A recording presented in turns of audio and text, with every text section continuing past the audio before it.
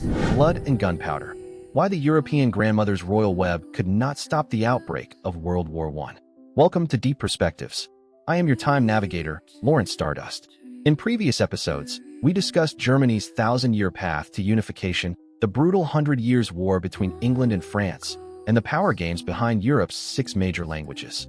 Today, we turn our gaze to a bloodline network that spanned the entire continent, the royal spiderweb, woven by Queen Victoria's 9 children, 42 grandchildren, and 87 great-grandchildren. By the time the First World War broke out in 1914, King George V of Britain, Kaiser Wilhelm II of Germany, and Tsar Nicholas II of Russia, the 3 monarchs standing on opposing sides, were respectively Victoria's grandson, and grandson-in-law.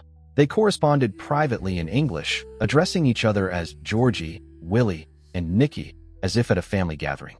Yet it was precisely this blood bond that failed to prevent the outbreak of the Great War. Instead, it turned the conflict into a family civil war.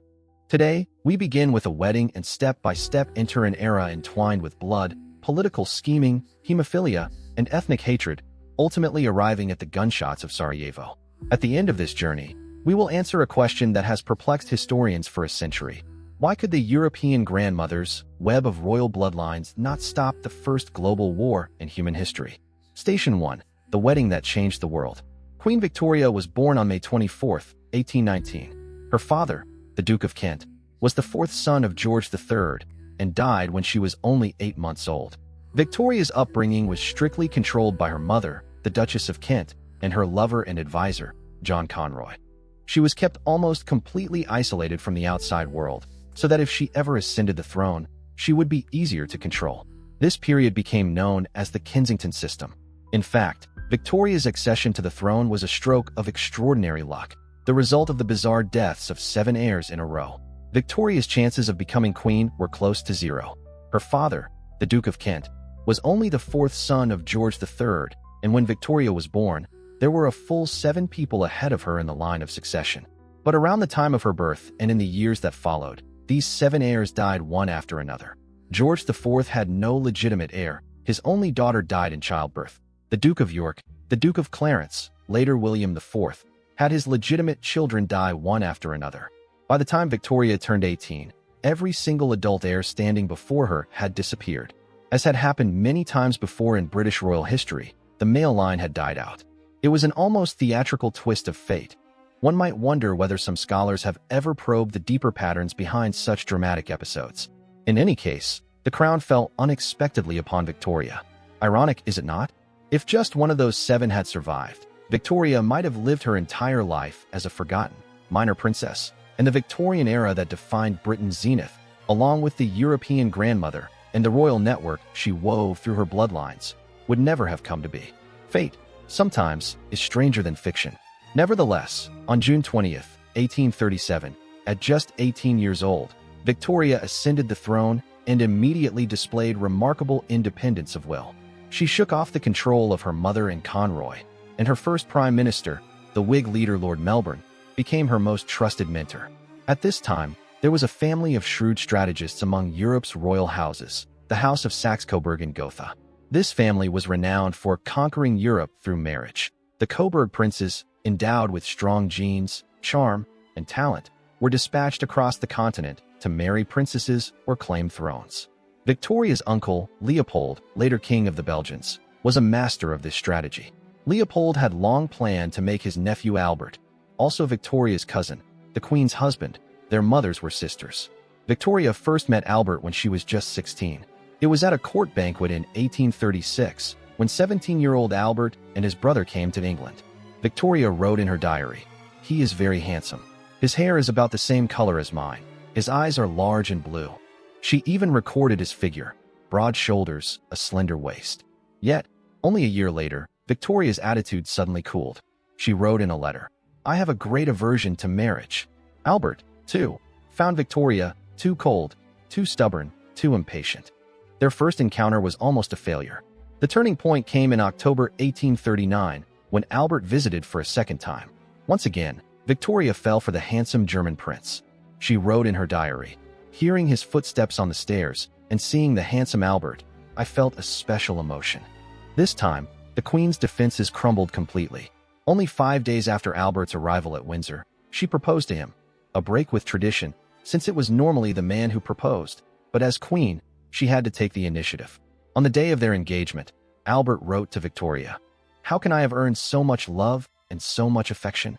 I cannot adapt to the full reality of what I see and hear. I must believe that heaven has sent me an angel whose radiance will illuminate my life." The wedding took place on February 10th, 1840 in the Royal Chapel of St. James's Palace. Victoria wrote in her diary, "My dearest, dearest, dearest Albert, he gave me such unutterable love and happiness, such love, such happiness as I had never dreamed of before. He held me tightly in his arms, and we kissed again and again. It was the happiest day of my life." Queen Victoria was the first British monarch to hold a public wedding. Before her, royal weddings were conducted privately in small chapels, usually at night. Victoria broke with tradition. She wore a white wedding dress, accompanied by 12 bridesmaids also in white, and traveled in a carriage from Buckingham Palace to St. James's Palace, allowing the public to line the streets and celebrate. She also abandoned the traditional bridal crown in favor of a wreath of orange blossoms. It was the first time a monarch had chosen to take to the streets for a wedding. Until then, royal weddings had been private dinners. Victoria transformed them into public festivals and modern media spectacles. Her white wedding dress quickly became a global trend, and to this day, it remains the choice of countless brides. This tradition reached its pinnacle 140 years later, in the fairy tale wedding of Prince Charles and Princess Diana. But the honeymoon was not as romantic as imagined.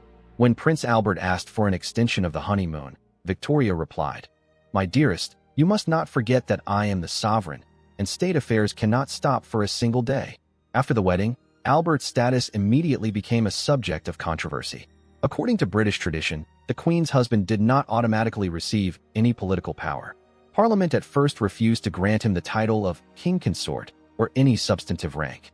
Victoria was furious, insisting that her husband become her private secretary and chief advisor.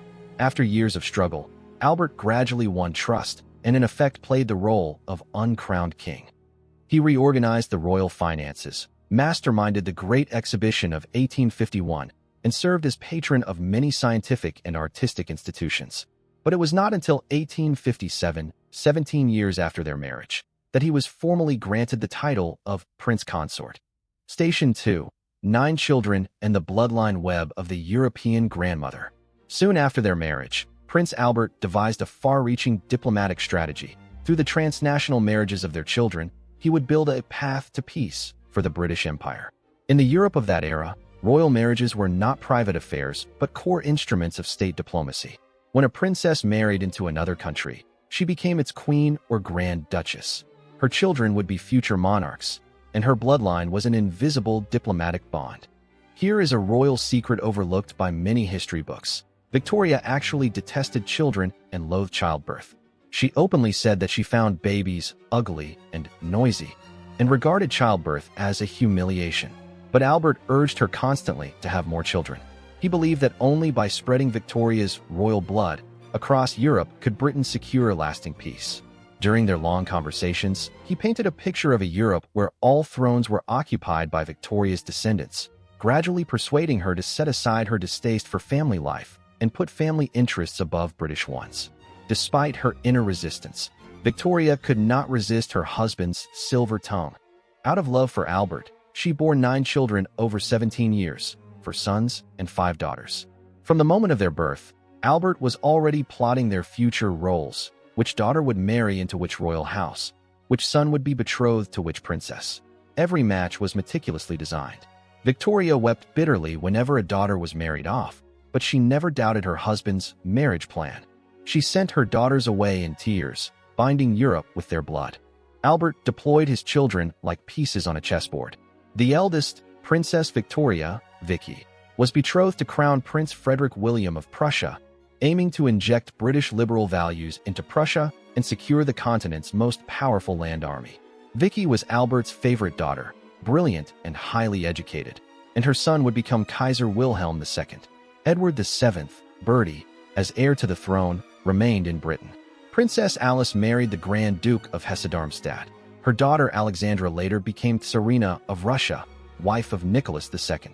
Prince Alfred became Duke of Edinburgh and later inherited the Duchy of Saxe-Coburg and Gotha. His daughter Maria married King Ferdinand I of Romania. Prince Arthur's daughter Margaret married the future King Gustav VI Adolf of Sweden. Prince Leopold, who suffered from hemophilia, had a son, Charles Edward, who later inherited the Duchy of Saxe-Coburg and Gotha and sided with Germany in the First World War. Princess Beatrice's daughter Victoria Eugenie, Ana, married King Alfonso XIII of Spain. Albert's plan was theoretically flawless. Britain, Germany, Russia, Romania, Sweden, Spain. Almost every European monarch was a descendant or relative of Victoria. He believed that personal friendship between monarchs could dissolve national conflicts. Yet once the children grew up and showed their own characters, Victoria would form close bonds with them, with one painful exception: her eldest son, Edward, the future Edward VII.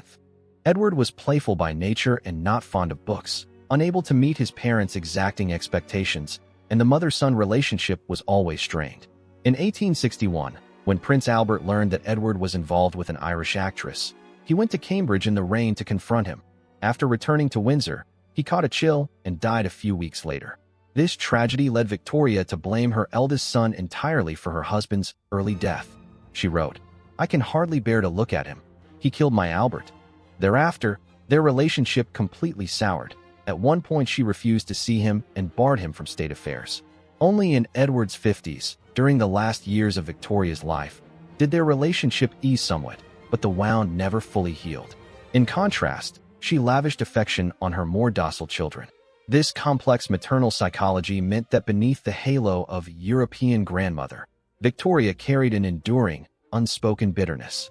Making the title European grandmother even more fitting was another important blood tie, not directly from Victoria's womb, yet woven into the same vast royal network. The last Tsar, Nicholas II, and King George V of Britain were cousins. Their mothers were sisters, both from the Danish royal family. Nicholas's mother was the Danish Princess Dagmar, Maria Fyodorovna, and George's mother was Queen Alexandra, both daughters of King Christian IX of Denmark. Standing side by side, the two monarchs looked almost like twins. And George V was also Queen Victoria's grandson. He was the second son of Edward VII, who unexpectedly inherited the throne after the early death of his elder brother. Thus, Nicholas II was not only Victoria's grandson-in-law, but also the cousin of Victoria's grandson. Add to this that Kaiser Wilhelm II was Victoria's grandson, and almost all the most powerful crowns in Europe sat on the heads of Victoria's descendants and their close relatives, which is the true reason she was called the European grandmother. Station 3. The Curse of Hemophilia, Victoria's German bloodline and genetic mutation. Before delving into Victoria's hemophilia, we should first address a frequently asked question. Did Queen Victoria have German blood? The answer is yes. Victoria's father, the Duke of Kent, was of pure British royal blood, but her mother, Princess Victoria of Saxe-Coburg-Saalfeld, was German. Her maternal grandfather was the Duke of Saxe-Coburg-Saalfeld, and her maternal grandmother was a Countess of Reuss-Ebersdorf. Thus, Victoria herself was half German. She spoke fluent German from childhood and had a deep affection for German culture. After marrying Albert, German became the everyday language of the household. The British sometimes privately teased her as the German Queen, but it was precisely this German blood that gave her a natural kinship with Europe's continental royal houses. So why did Victoria have hemophilia? Hemophilia is an X-linked recessive disorder that severely impairs blood clotting. Even a minor bump could be fatal. Because males have only one X chromosome, they develop the disease if they inherit the mutation.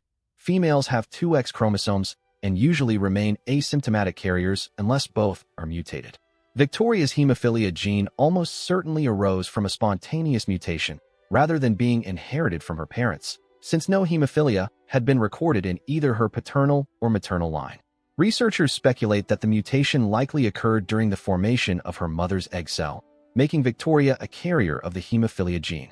A purely biological accident, but through her marriages and children, it was scattered across Europe's royal houses. Victoria passed the hemophilia gene to at least two of her children, Prince Leopold, who suffered from the disease, and Princess Alice and Princess Beatrice, as asymptomatic carriers. Through the marriages of these two princesses, the hemophilia gene entered the royal bloodlines of Russia and Spain. Rasputin's deadly ladder. How a mystic gained control of Tsarist Russia through hemophilia. The most tragic case was Tsarevich Alexei of Russia. Princess Alice's daughter Alexandra married Tsar Nicholas II of Russia and passed the hemophilia gene to their son Alexei. The imperial couple was helpless. They tried everything to keep Alexei alive. At this point, the holy man, Grigory Rasputin, appeared. This Siberian wanderer made his living by pretending to be a priest and healing people. His entry into court circles had a colorful backstory. It was said he first cured a nobleman's pet dog, and his reputation spread among the aristocracy. Some sources even suggest he bribed the prince's servants to administer substances that worsened Alexei's condition, then stopped the dosing when he arrived, creating the appearance of a miracle. He also allegedly arranged for a chandelier chain to be sawed partway through. Days later, when it fell, he predicted the calamity and was thereafter revered as a saint by the imperial family. Through this, Rasputin gained influence over the court, interfering in official appointments, shaping the Tsar's decisions, and even advising Nicholas II during the war to take personal command of the Russian army, which ended in military disaster. In 1916, Prince Felix Yusupov plotted to assassinate him. Yet, as Rasputin had supposedly foreseen, the Romanov dynasty collapsed within 3 months of his death. Hemophilia was not the direct cause of the fall of the Tsarist regime, but it was the key that opened the door for Rasputin's rise to power, accelerating the dynasty's collapse. Princess Beatrice's daughter Victoria Eugenie married King Alfonso XIII of Spain. Both of their sons inherited hemophilia and died young from internal bleeding, directly affecting the Spanish succession. One hemophilia gene, passed down by a grandmother, became the invisible killer that helped destroy 3 European dynasties: Russia, Spain, and partly the Prussian line. Station 4. Why did Germany resent Britain? From fellow soldiers against Napoleon to global rivals? Many ask, didn't Germany and Britain fight together to defeat Napoleon? Why, by the turn of the 20th century, had they become bitter enemies? To answer this, we must examine the dramatic shifts in Europe's balance of power in the later 19th century. After the Battle of Waterloo in 1815, Prussia, the precursor of Germany, and Britain were indeed allies against Napoleon. At that time, Prussia was still a middle-rank power, focused mainly on integrating the German lands, with no global conflict of interest with Britain. But the Franco-Prussian War of 1871, in which Prussia defeated France and completed German unification, radically changed the balance of power in Europe. A new, unified German empire, industrially dynamic and increasingly powerful, had appeared at the heart of Europe. It possessed the continent's strongest army, the largest steel output, and its most ambitious emperor, Wilhelm II. He rejected Bismarck's continental policy in favor of a world policy, demanding a place in the sun for Germany. Thus, Anglo-German tensions exploded across multiple fronts. First, the naval arms race. The Royal Navy was the bedrock of British global supremacy. Britain adhered to the two-power standard. The Royal Navy must be as strong as the combined fleets of the next 2 largest navies. But Wilhelm II and his admiral, Alfred von Tirpitz, were determined to challenge this. In 1898 and 1900, the German Reichstag passed navy laws initiating a massive dreadnought construction program. By 1914, Germany possessed the world's second-largest navy. Britain saw this as a direct threat, and the 2 nations embarked on a frantic shipbuilding competition. One British admiral warned, "The German fleet exists for the sole purpose of one day doing battle with the British fleet." Second, colonial competition. By the time Germany unified, the world's colonies had already been carved up by Britain, France, Spain, and Portugal. Germany demanded a redivision, seizing territories in Africa, the Pacific, and China, Kotzebue, directly challenging British colonial interests. Though Germany only secured relatively poor leftovers, this latecomer's anger continued to poison Anglo-German relations. Third, economic rivalry. By the end of the 19th century, German industrial output had surpassed Britain's, making it Europe's largest economy. German goods were displacing British products on global markets, in steel, chemicals, and electrical goods. The British discovered that made in Germany was no longer a mark of cheap, shoddy goods, but of a powerful and formidable competitor. As for the shared memory of fighting Napoleon, by the late 19th century, it had been forgotten by 2 or 3 generations. In any case, after the Napoleonic Wars, Europe underwent a series of seismic transformations. The revolutions of 1848, Italian unification, German unification, the Franco-Prussian War. Each one reshaped national relationships and identities. By the early 20th century, Britain and Germany had neither common enemies nor common goals, only a zero-sum clash of interests. The friendship of past battles had been drowned by the arms race and colonial rivalries. Station 5. Why did millennial-old enemies Britain and France ally? Franco-German hatred and a common threat. If Anglo-German rivalry was a conflict between an established power and an upstart, then Anglo-French relations were a dramatic reconciliation of a thousand-year-old hostility. From the Hundred Years' War, 1337 to 1453, to the Napoleonic Wars and the fierce colonial contests in Africa, Britain and France had accumulated centuries of enmity. Yet by the early 20th century, they stood together in the same trench. The key was once again the rise of Germany. France's deepest wound was the crushing defeat in the Franco-Prussian War of 1870. Napoleon III was captured alive at Sedan, the territories of Alsace and Lorraine were ceded, and an indemnity of 5 billion francs crushed the French economy. What's more, the defeat destroyed French pride as Europe's former hegemon. Germany's advantage as Europe's leading power persisted well into the 21st century. A burning desire for revenge burned in French hearts. They vowed to recover what they had lost. But France alone could not hope to confront the German Empire. Thus, French diplomacy focused on finding a powerful ally. First came Russia. France extended huge loans and arms supplies, culminating in the Franco-Russian alliance of 1894. But France also needed Britain, its old rival. Britain was initially reluctant. For decades, it had pursued a policy of splendid isolation, believing that naval superiority kept it safe from continental entanglements. However, Germany's naval expansion upset that calculation, while German ambitions in Africa and the Middle East threatened British strategic interests. Britain came to recognize that allowing Germany to grow stronger was against its own interests. In 1904, Britain and France signed the Entente Cordiale. This agreement did not initially contain military clauses. It simply settled colonial disputes. Britain recognized France's special position in Morocco, and France acknowledged Britain's protectorate over Egypt. But it marked a turning point, from hostility to understanding. Soon after, officers on both sides began informal discussions about joint action in the event of war with Germany. The two Moroccan crises of 1905 and 1911, in which Germany tried to challenge France's role in Morocco, only drew Britain and France closer. By the outbreak of war in 1914, they were effectively already in a military alliance aimed at Germany. 1,000 years of hatred was eclipsed by a common threat. Such is the cold logic of international politics. There are no eternal enemies, only eternal interests. Has the world really changed that logic in the century since? Station 6. Why did Russia support Serbia? Panslavism and the Balkan powder keg. Russia's role is the most easily overlooked yet crucial link in the chain leading to the Great War. Without Russia's intervention, Austria-Hungary's punitive war against Serbia might have remained a local conflict and never escalated into a world war. So why did Russia take such a risk for a small nation like Serbia? The answer lies in Panslavism and Balkan geopolitics. In the 19th century, as the Ottoman Empire decayed, the Slavic peoples of the Balkans, Serbia, Bulgaria, Montenegro, gradually broke free from Ottoman rule and established independent states. Russia cast itself as the protector of the Slavs and the champion of orthodoxy. This ideology had deep grassroots support in the Russian Empire, and the Tsarist government was happy to exploit it to expand its influence in the Balkans. Serbia was Russia's most important client in the region. Both nations were Orthodox Slavic peoples with close cultural and religious ties. Russia had enormous economic and political leverage in Serbia, which in turn relied on Russian support to counter Austria-Hungary.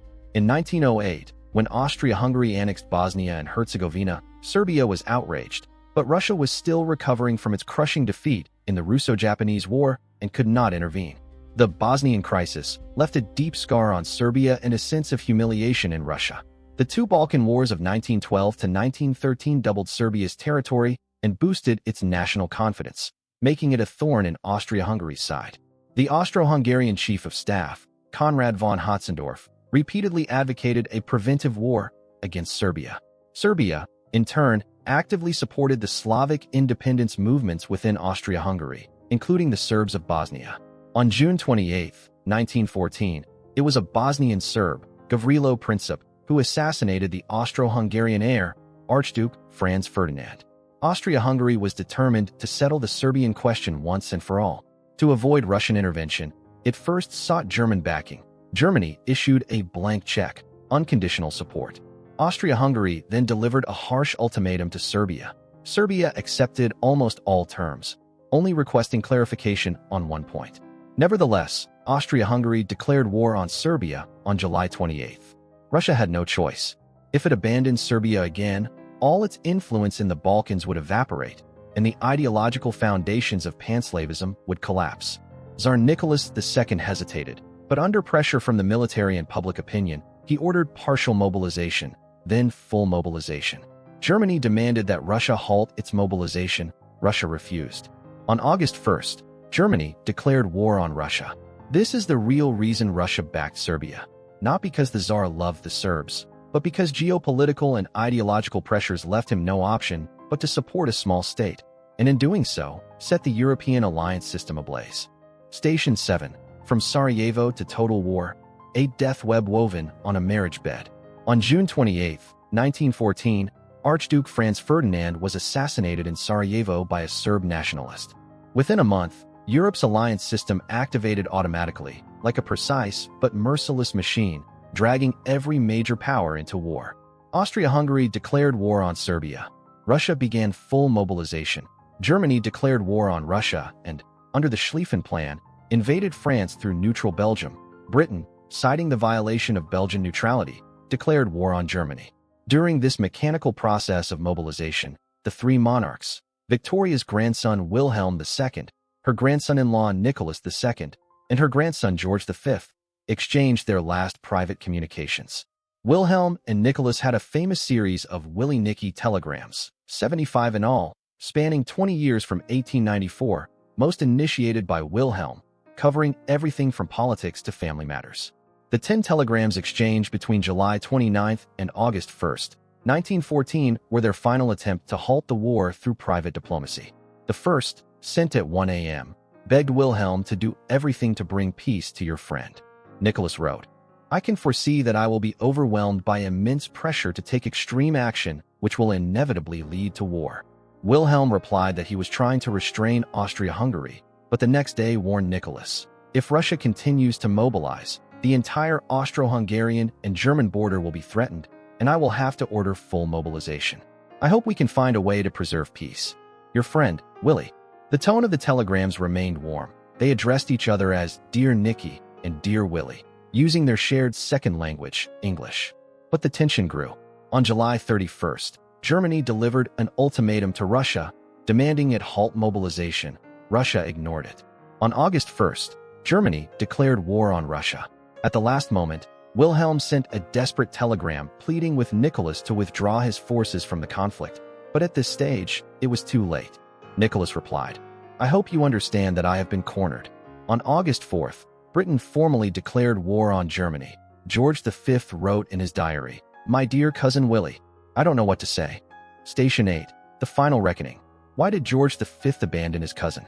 In 1917, as anti-German feeling intensified in Britain, George V was forced to cut all ties with Germany in order to protect the British monarchy.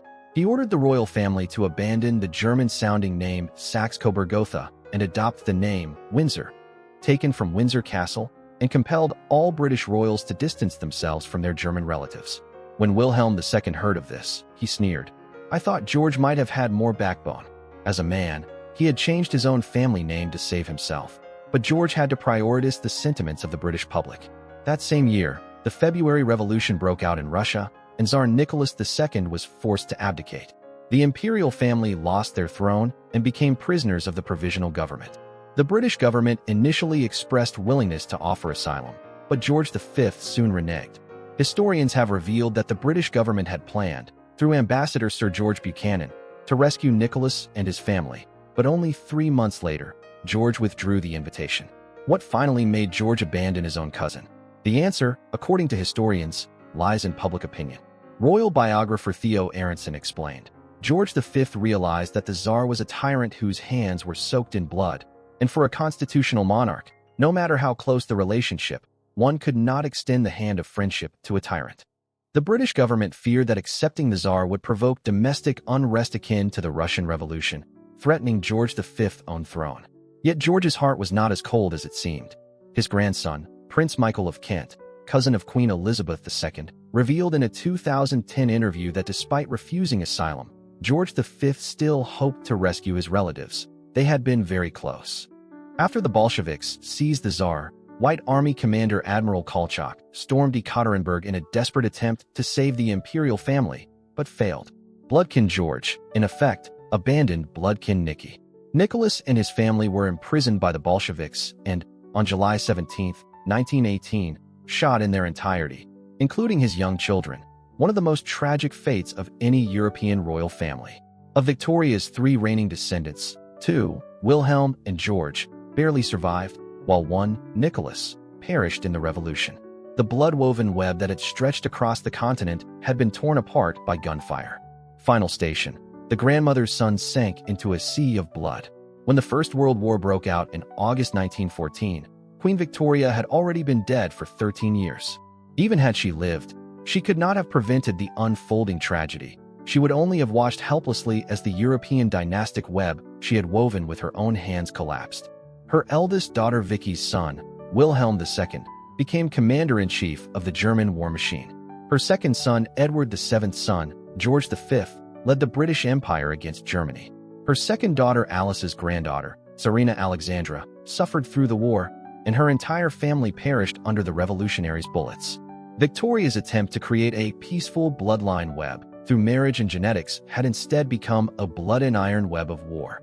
Her descendants shot at one another across the trenches, and Europe became a hell of battlefields and slaughter, while hemophilia continued to ravage the royal families of Russia and Spain. The lesson of this tragic history is clear. Blood may bind a family, but it cannot overcome national interests, nationalism, and the industrialist machinery of war. By the 19th century, monarchy had become a gilded, caged bird, splendid but powerless. Personal sentiment could not halt the arrows on the general staff maps. The century-old Franco-German hatred over Alsace-Lorraine, the Anglo-German competition for naval supremacy in colonies, the Russo-Austrian rivalry in the Balkans, the collision of pan-slavism and German nationalism. These deep structural conflicts could not be resolved by the cousinly affection of a few kings. Today, Victoria's descendants still sit on the thrones of Britain, Sweden, Norway, Spain, and elsewhere, but they no longer try to rule Europe through marriage. The 20th century taught them, through 2 world wars, that true sovereignty belongs to the people, not to bloodlines. Thank you for joining me on this journey from the marriage bed to the battlefield. If you enjoyed this multidimensional historical exploration, please like, subscribe, and share. By blood we know kinship. By history we know the rise and fall of nations. I am Lawrence Stardust. See you next time.